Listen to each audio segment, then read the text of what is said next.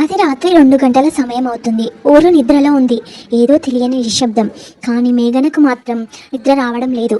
గుండెల్లో ఏదో కలజడి. మెల్లగా కనులు తెరిచి పడుకుంది. తలుపు వైపు చూస్తుంది. అక్కడ ఎవరో ఉన్నట్లు అనిపించింది. గదిలోకి వెళ్తురు రాలేదు. కానీ డోర్ పక్కన శాండిల్ సౌండ్ వినిపించింది. ఆ సౌండ్కి మేఘనకు బాగా పరిచయం.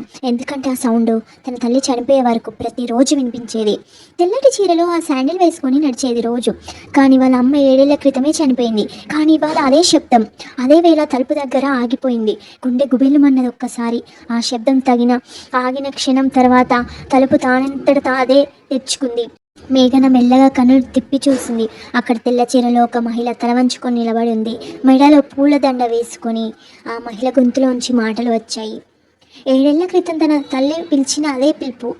నువ్వు మాత్రం నాకు తోడు కావాలి అమ్మా అన్నట్టు పిలిచింది. ఒక 10 సెకండ్ల నిశ్శబ్దం తర్వాత ఆ సౌండ్ మళ్ళీ వినిపించింది. కానీ ఇప్పుడు ఆ డోర్ వెనుక కాదు, మేఘన గదిలోంచి వినిపిస్తుంది. ఆ రోజు తర్వాత నుంచి మేఘన కనిపించలేదు. కేవలం ప్రతి అర్ధరాత్రి ఆమె తలుపు దగ్గర శాండిల్ శబ్దం మాత్రం వినిపిస్తుంటాయి. సబ్స్క్రైబ్ చేసుకోండి.